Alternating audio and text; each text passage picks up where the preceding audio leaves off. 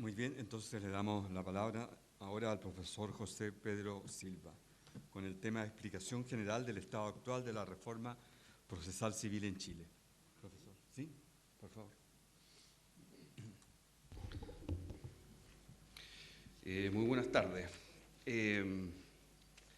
Antes que nada, agradecer a los organizadores de la ilustre Corte de Apelaciones de Copiapó, representada por doña Luisa López, a cual se ha rendido tan justo homenaje esta tarde, al Instituto Panamericano de Derecho Procesal, Capítulo Chile, representado por Francisco Pinochet, a quien agradezco sinceramente la invitación, a la Facultad de Ciencias Jurídicas de la Universidad de Atacama, representada por don Mario Maturana, y a la Asociación Regional de Magistrados, representada por don Rodrigo Ortiz. Muchas gracias por la invitación.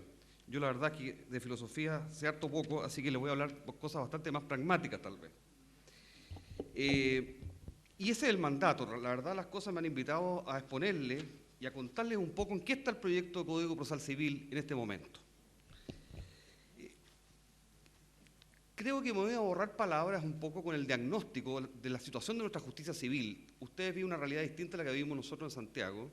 La verdad es que para nosotros hay factores que a lo mejor para ustedes no les hacen mucho sentido, pero el colapso que hoy día vive nuestra justicia civil en Santiago es realmente catastrófico, tanto a nivel de los tribunales de base como a nivel de los tribunales, incluso de la Corte Suprema. No voy a dar cifras porque las tengo, pero quiero usar mi tiempo en lo medular. Una justicia colapsada, una justicia atrasada, un código decimonónico, respuestas jurisdiccionales tardías y por tanto ineficientes, falta de justicia, ¿no es cierto?, de primer nivel o de base a nivel vecinal, por ejemplo, no existe un sistema de defensoría, en fin, son muchos los problemas que acusa la situación de nuestra justicia civil. Y ustedes comprenden, o podrán comprender, que el Código de Procedimiento Civil, o Código Procesal Civil, como se le va a denominar, es simplemente parte de una respuesta, no es toda la respuesta. Necesitamos atacar una serie de aspectos, como por ejemplo, el desarrollo de salidas alternativas al conflicto civil, ¿no es cierto? Por ejemplo, por la vía de potenciar los medios alternativos de solución de conflicto, potenciar la mediación, potenciar el arbitraje institucional, por ejemplo. Son muchos los campos en los cuales hay que avanzar, generar una verdadera justicia vecinal, etc. Son muchos los campos en los cuales hay que avanzar y, por lo tanto, el Código Procesal Civil representa simplemente una respuesta técnica a la cuestión que, además, no tendría ningún sentido si no va acompasado de una estructura orgánica que le dé sustento. Pero me tengo que concentrar en la situación del Código Procesal Civil. Este es un código que surgió por muchas iniciativas hacia el año 2005, en que se formó el Foro Procesal Civil, y el gobierno pasado ingresó al final un proyecto al Congreso Nacional en junio del 2009, que incluso tiene un informe favorable de la Corte Suprema en principio, pero fue un proyecto, la verdad, las cosas, que fue lanzado con bastante precipitación. Yo siempre digo que los tiempos de la política no son los tiempos de la justicia. Y partió este proyecto al Parlamento, y la verdad de las cosas es que nos quedamos muchos de los que participamos en el Foro Procesal Civil bastante estupefactos en cuanto a que realmente le faltaba mucho tiempo de análisis, de coordinación, mucho tiempo de poder realmente trabajar puliendo este proyecto, porque este proyecto, si ustedes lo leen, recoge muchas voces bastante diversas, visiones de repente muy distintas que no están debidamente coordinadas, y tal vez esa es su principal falencia.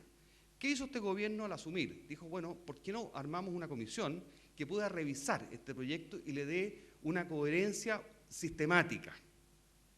Y esa fue la tarea en la cual estamos empeñados, convocados por el ministro Felipe Unle.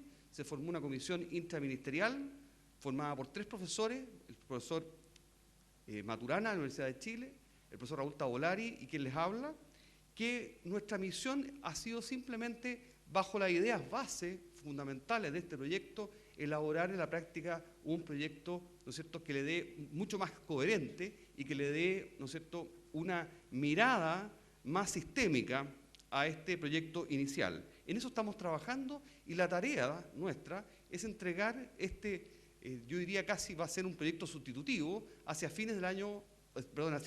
abril del año 2011. Tenemos el mandato de hacer entrega de este proyecto. A su vez, Este proyecto o esta pequeña comisión, ¿no es cierto?, tiene como correlato un consejo ampliado formado por 15 profesores, ¿no es cierto?, que digamos que ejerce su función a lo largo de todo el país, que están, ¿no es cierto?, entregándonos los comentarios, las sugerencias, las observaciones a este proyecto, ¿no es cierto?, que está en la vía, ¿no es cierto?, de ser que está siendo elaborado. El proyecto de Código Procesal Civil es un proyecto bastante simple en su formulación, tiene 508 artículos y básicamente 4 títulos. Un título sobre disposiciones generales o comunes, un título segundo que regula los procedimientos declarativos ordinarios y sumarios, un título tercero que regula los recursos y un título cuarto que regula los procedimientos especiales, entre los que destaca el procedimiento ejecutivo y el procedimiento monitorio. Veamos entonces, yo quiero tratar de darles una panorámica de qué es lo que trata este proyecto.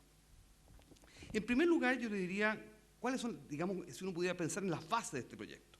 En primer lugar, yo les diría, aquí hay un cambio de paradigma. Fundamentalmente, siguiendo experiencias comparadas, este proyecto de código se articula en torno a ciertos principios procesales básicos, principios que se estiman expresivos de las garantías básicas del debido proceso.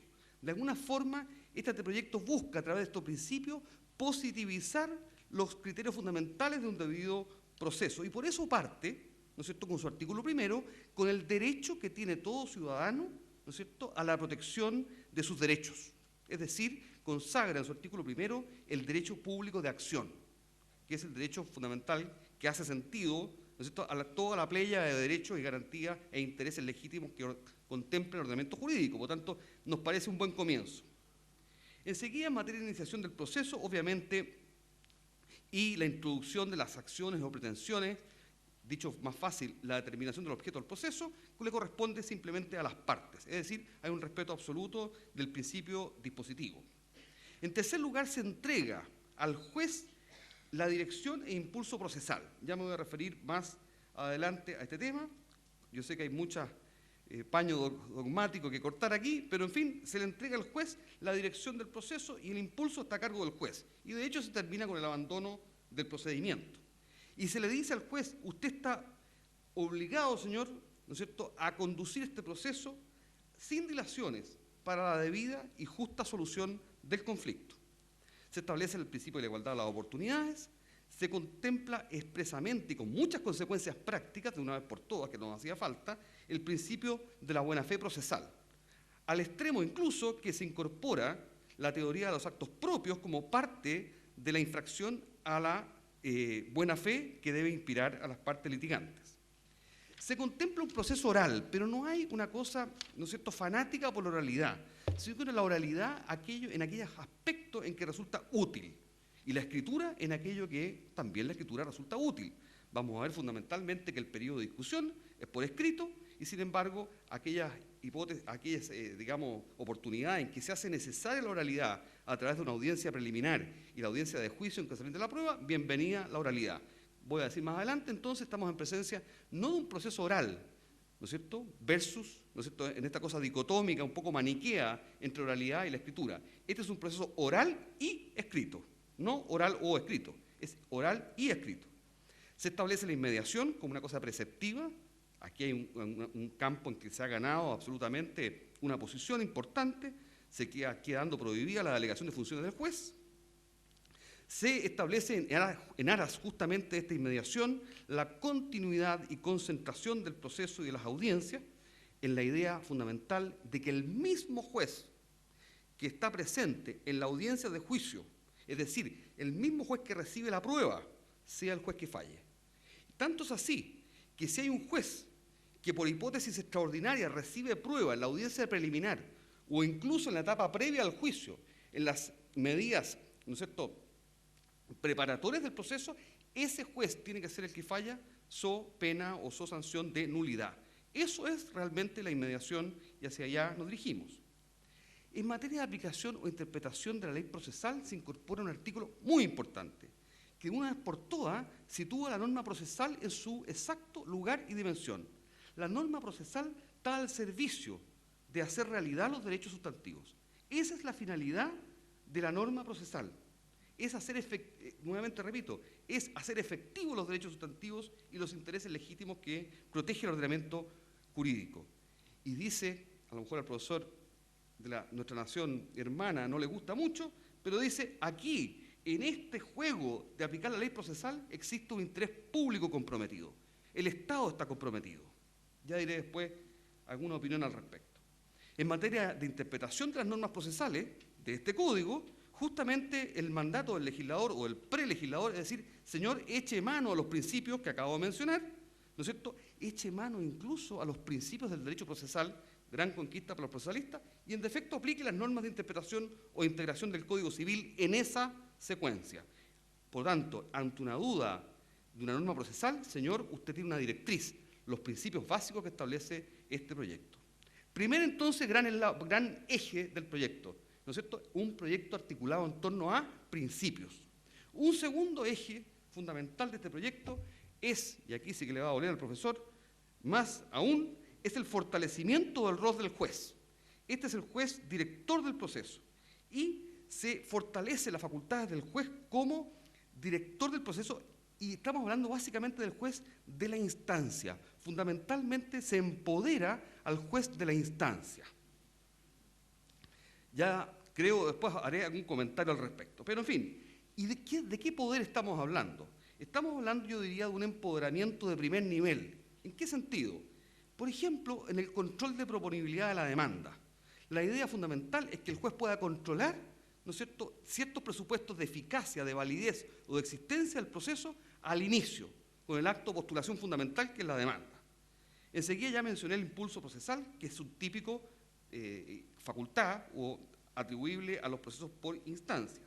El juez tiene un control importante en materia del debate y de la buena fe procesal, ya voy a dar algunos ejemplos, y fundamentalmente se le otorgan, por ejemplo, más facultades cautelares, es decir, el juez se le amplifica el espectro cautelar, incluso pudiendo decretar ya decididamente las medidas innovativas, que siempre han estado dando vuelta, que se incorporaron a la ley de familia, pero la verdad las cosas que nunca han tenido un estatuto, ¿no es cierto?, de referencia tan importante como un Código Procesal Civil, que como ustedes saben, yo siempre lo catalogo como el buque insignia del derecho procesal. La verdad es que cuando todas estas reformas procesales debieron haber partido, a mi juicio, digamos, modificando o creando un nuevo Código Procesal Civil, en torno al cual se articularan las demás reformas procesales, pero el legislador ha elegido otros derroteros. Por tanto, claramente aquí estamos llegando con el buque insignia al final, digamos. Todas las fragatas partieron primero. Tenemos un empoderamiento de primer nivel, pero también un empoderamiento de segundo nivel. Y me refiero a un segundo nivel, al revés, no menospreciado, sino que al contrario, más relevante. Desde luego, ¿no es cierto?, en el rol del juez, ¿no es cierto?, y aquí, ¿no es cierto?, puede ser un punto de fricción muy importante, el rol del juez en la búsqueda de la verdad de los hechos. Se estima que el juez tiene la responsabilidad constitucional de buscar la verdad de los hechos, porque si el mandato constitucional es el bien común y por ende es la construcción de soluciones justas, es imposible construir una solución justa sino sobre la verdad de los hechos. Y el juez no puede desentenderse de la verdad de los hechos sobre pretexto de una mera burocracia o un procedimiento simplemente acusatorio del cual él es un simple espectador. Por consiguiente, se consagra esa facultad que se va a expresar fundamentalmente a través de medidas eventualmente probatorias que pueden ejercerse solo hasta la audiencia preliminar. No hay la posibilidad de ejercerlas en una etapa posterior. En segundo lugar, se contempla, en esta lógica de empoderamiento del juez de primera instancia, la ejecutabilidad provisional de sus resoluciones.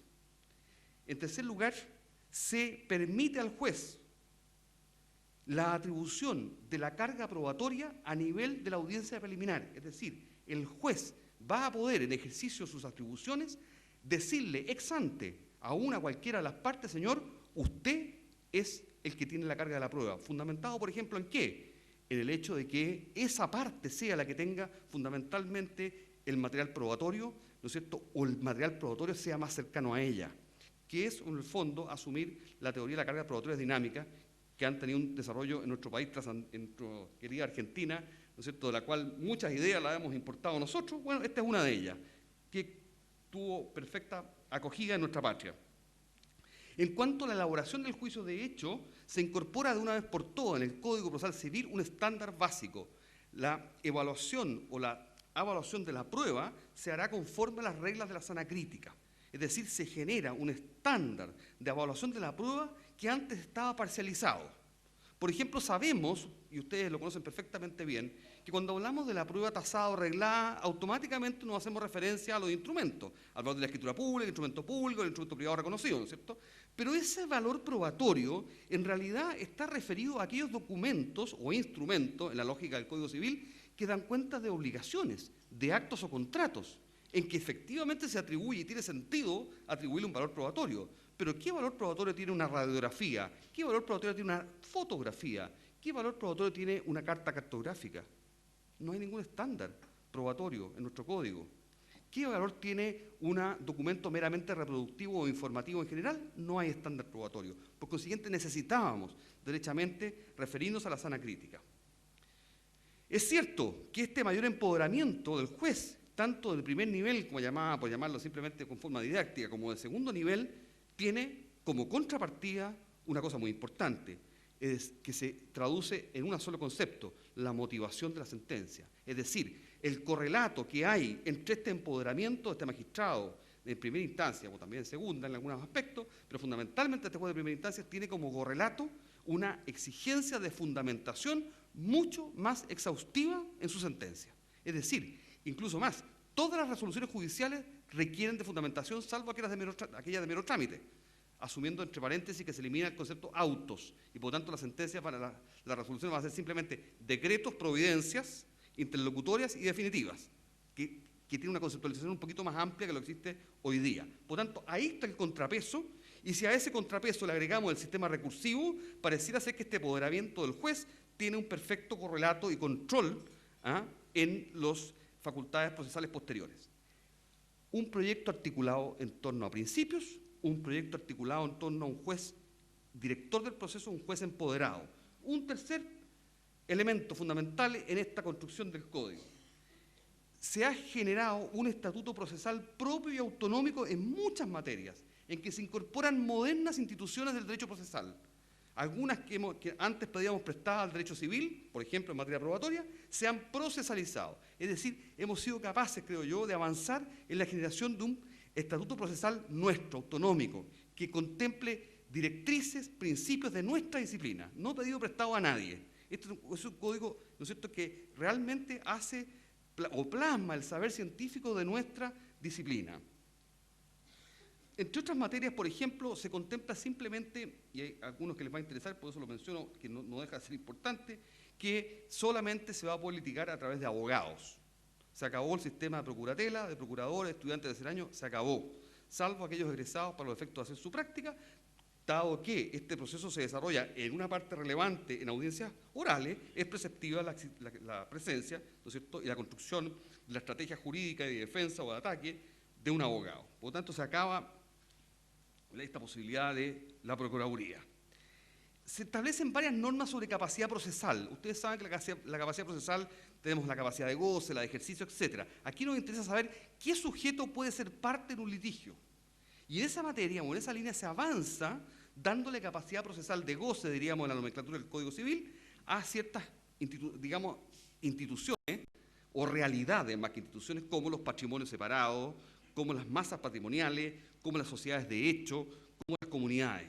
Se avanza en línea de darles capacidad procesal. Se contemplan normas sobre litis consorcio necesario. ¿Qué es lo que es este litis consorcio necesario? Básicamente aquellas hipótesis en que la sentencia deviene inútil por no haber sido dirigida a la acción en contra de todas las partes que estaban ligadas por la relación jurídico-sustancial. Dicho en fácil, si usted demanda, ¿no es cierto?, la nulidad de una partición, significa que tiene que demandar a aquellas personas o coherederos que han concurrido a esa partición. Si usted demanda a uno o dos, esa sentencia es estéril. La llamamos una sentencia, el juez deberá dictar una sentencia inhibitoria. ¿Y por qué es estéril? Porque no puede ser la misma partición válida respecto de uno y nula respecto de otro.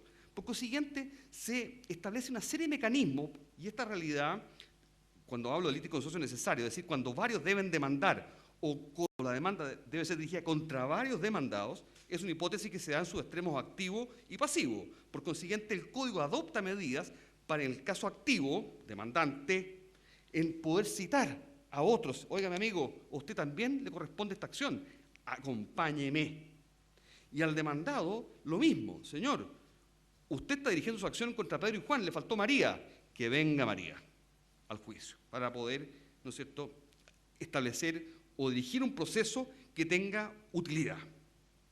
Se establecen normas sobre sucesión de parte. Hoy día la sucesión de parte, ¿no es cierto?, está muy restringida al caso de fallecimiento de la parte que litiga personalmente, artículo 5. Se establecen normas entonces que amplifican o que amplían el concepto. Cuando hay sucesión de parte estamos hablando cuando usted cede los derechos litigiosos, por ejemplo, o cuando usted cede el objeto del juicio. Está litigando sobre un automóvil y se enajena el automóvil. Bueno, se establecen normas en virtud de las cuales esa realidad sustantiva puede ser reflejada desde el punto de vista procesal, de tal manera que, cedido el objeto del juicio, cedido los derechos litigiosos, ¿no es cierto?, hay un mecanismo para que usted diga, por consiguiente, ahora yo paso a ser parte de este proceso. Normas, yo le había anticipado, normas sobre buena fe procesal. Todos hablamos de la buena fe procesal, pero al final del día, poco y nada se avanza. Ustedes saben perfectamente que hoy día litigar en nuestro país es gratis, no tiene costo. Las costas, valga la cacofonía, ¿no es cierto?, son de una cuantía, por lo menos en mi región, penosa. No hay sanción para el litigante irresponsable. Litigar irresponsablemente es gratis. Incluso había un empresario, se lo puedo mencionar, que sostenía que litigar era un gran negocio, porque le permitía, ¿no es cierto?, darse unas facilidades crediticias a 5, 6, 7, 8 o 10 años que duraban los litigios. Por consiguiente, negocio redondo. Se acabó ese tema. Se acabó, no podemos seguir con eso. Y por consiguiente, se establece una responsabilidad por los daños y perjuicios que se ocasione con el inicio de una acción manifiestamente abusiva. El que abusa del derecho de acción va a tener que responder de los daños y perjuicios que causa con ello. Lo mismo respecto a las medidas cautelares. Las medidas cautelares, de una vez por todas, yo sé que hay una discusión si el juez es responsable o no responsable del Estado. Mire, es una discusión que podemos eternizarla. En lo concreto se dice, señor, el que solicita una medida cautelar y la obtiene es responsable de los perjuicios que con ella causa. Pues luego podremos discutir o no, pero, en fin, se tomó esa opción. Por consiguiente, no solamente litigar en forma irresponsable, abusando del derecho de acción, tiene una sanción, sino también aquel que solicita medidas cautelares de la misma forma. Otra cosa que ustedes hemos visto en el ejercicio profesional, yo ejerzo harto la profesión, así que me sentiré empático con muchos de ustedes. ¿Cuántas veces hemos visto aquellos litigios entablados simplemente con el fin de defraudar a los acreedores? A cada rato, generándose preferencia para las quiebras, en fin, ¿para qué les voy a contar a ustedes lo que ustedes ya saben? ¿Qué es lo que se establece entonces? Una facultad del juez, director del proceso, en virtud de la cual, de oficio o a petición de parte, va a poder citar eventualmente a terceros que él estime que se vean afectados por esta litis. Es decir, le permite al juez muchas veces, un juez inteligente, que olfatea un fraude procesal, ¿sabe qué más? Que venga el banco tal o cual, que venga tal o cual acreedor. Quiero verlo aquí. Y ese señor, noticiado de la litis, va a poder ejercer sus derechos por la vía de una tercería, por ejemplo, y va a poder eventualmente conjurar el fraude procesal que se pretendía, ¿no es cierto?, arreglar a su espalda. En materia de la temática probatoria, muchas novedades. De partida, se acabó el tema de los medios probatorios, ¿no es cierto?, tasados, esa numeración cargante y obsoleta del 341 del CPC se acaba. Libertad de medios probatorios, lo que no significa que no se reglamenten ciertos medios probatorios, pero se acaba esta concepción numerus clausus, ¿no es cierto? Se abre el abanico, es decir, que toda realidad meta o extraprocesal puede ser incorporada al proceso, ¿no es cierto?, en la medida que sirva a los fines probatorios. Hay un nuevo concepto de documento.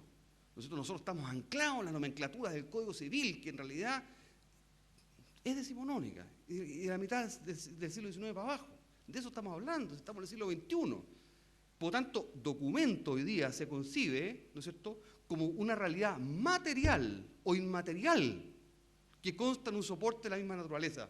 No lo estoy diciendo exactamente, pero esa es la idea. Es toda especie mueble que puede ser o susceptible de ser trasladada a presencia judicial y que esté contenida en un soporte material, un papel escrito, incluso una piedra, una inscripción, una medalla, o también inmaterial, el documento electrónico. ¿No es cierto? La información que usted tiene guardada en su celular, la información que consta en un disco, en un CD, en una película VHS, todas son, ¿no es cierto?, soportes materiales o inmateriales que dan cuenta de un hecho, imagen, idea o acto jurídico. Por lo tanto, bajo esa nomenclatura, la fotografía es un documento, etcétera, etcétera. ¿Y por qué tiene mucha importancia definirlo? Por una razón muy simple, porque vamos a ver que usted está obligado a acompañar todos los documentos con su demanda. Aquí yo escuchaba al profesor, cuya visión no comparto.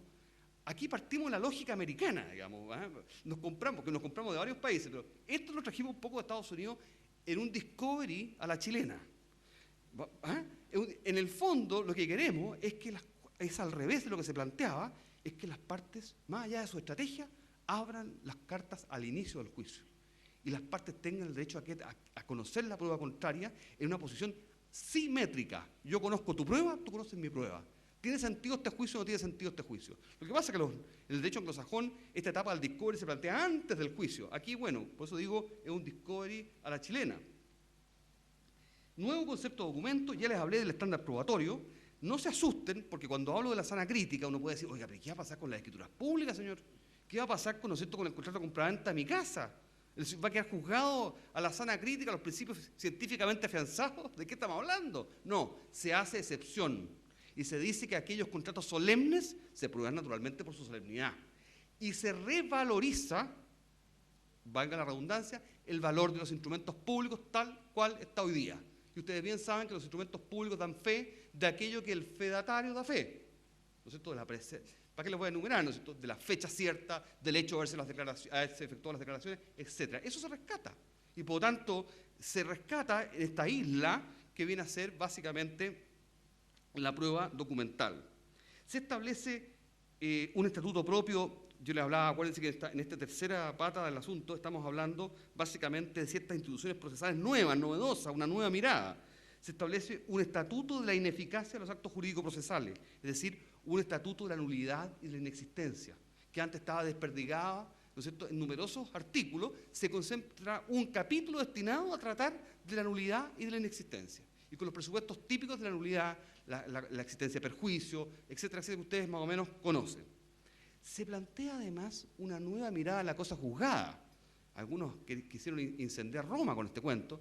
Se acaba la triple identidad. Para los nostálgicos, lo siento, pero se acaba la triple identidad. No queremos triple identidad. No tiene sentido en el siglo XXI una triple identidad. Queremos que el juez, libremente, y por supuesto con el control de las partes y los tribunales superiores, pero libremente pueda establecer si lo juzgado, el núcleo de lo juzgado, corresponde exactamente a una pretensión posterior. Y eso muchas veces va mucho más allá de la triple identidad. Yo decía, un profesor decía con unas palabras un poquito duras, decía, hay que ser idiota realmente para presentar una demanda exactamente igual a la anterior. Porque siempre la parte busca encubrir la causa de pedir, busca encubrir el petitorio justamente para no caer en esa similitud. Sin embargo, el código me exige, mire, triple identidad, una especie como de espejo. ¿De qué me está hablando? Así que hay un acto de juzgamiento y discernimiento. Es lo juzgado lo que yo tengo que oponer respecto a lo que me están pretendiendo en un momento distinto por una de las partes. Y además se establece una cosa muy importante, que es la gran olvidada de la cosa juzgada positiva.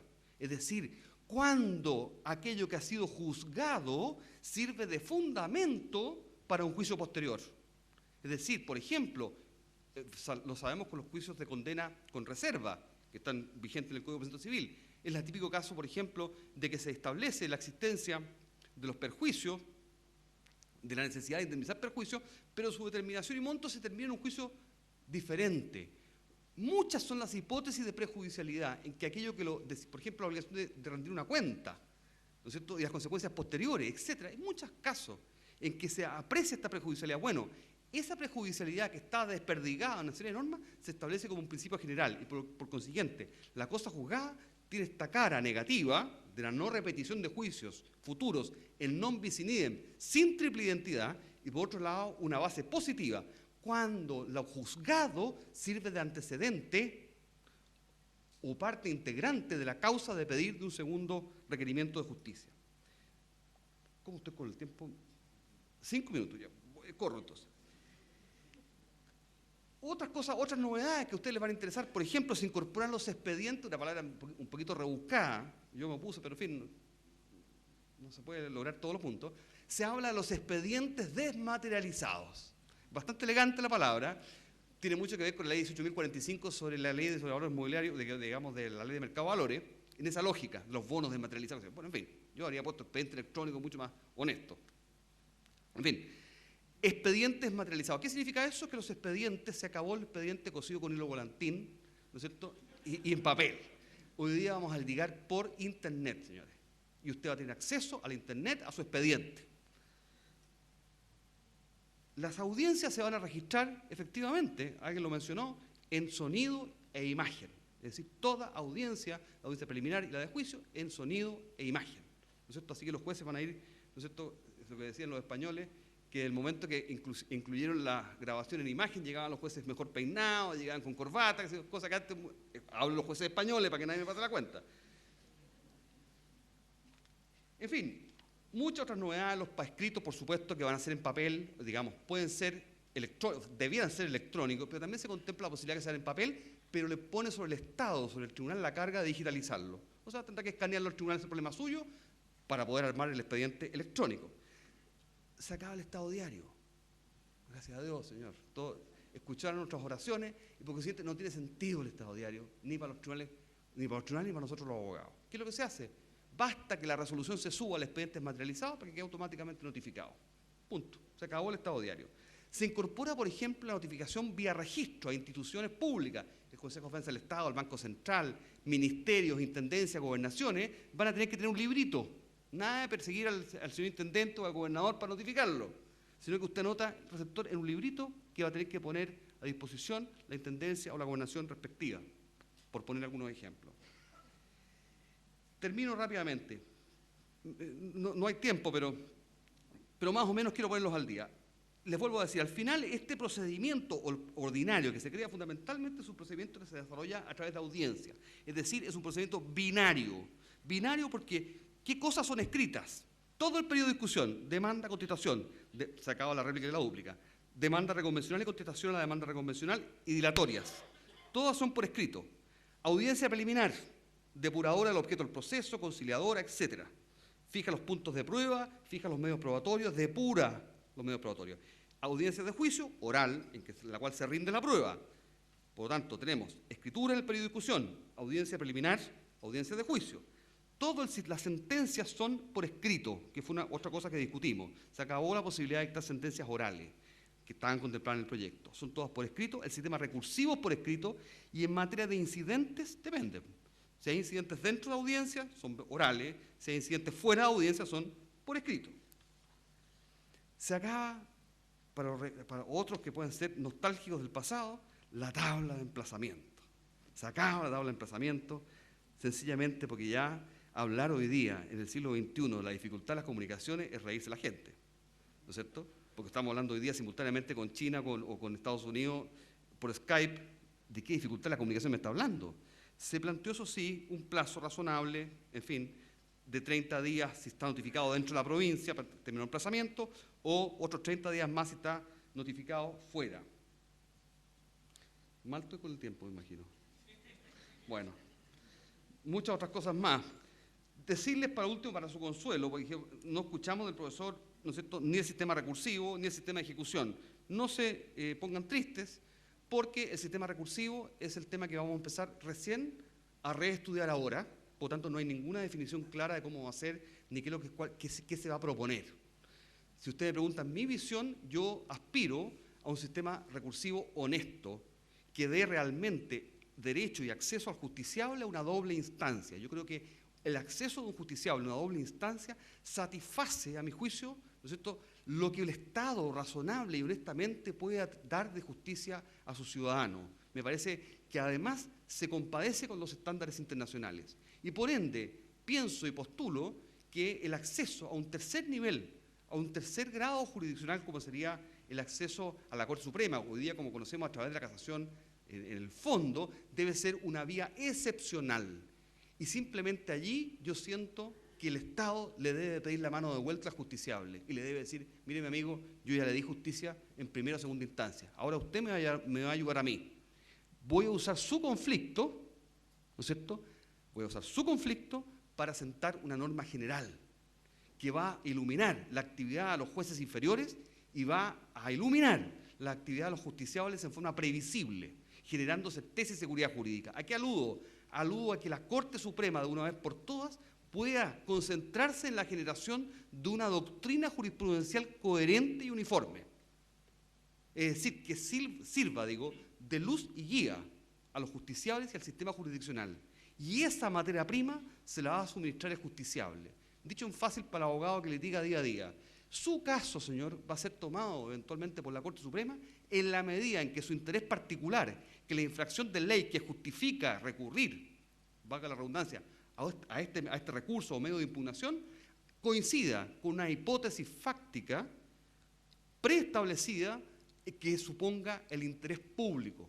Por ejemplo, como decía, la necesidad de establecer la jurisprudencia uniforme, de crear jurisprudencia o doctrina allí donde no la hay, o simplemente aquellos casos en que se haga necesaria el variar la doctrina jurisprudencial porque el contexto histórico, político, económico ha variado y por tanto somos seres humanos y por tanto el de estar abiertos al cambio, a la flexibilidad, es una cuestión fundamental. Muchas gracias.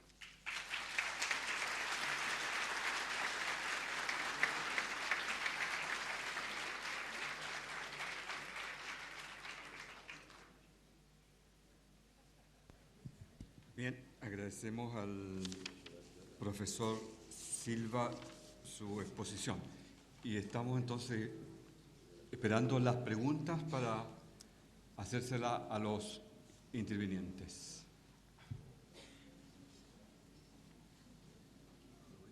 Más interesante el debate.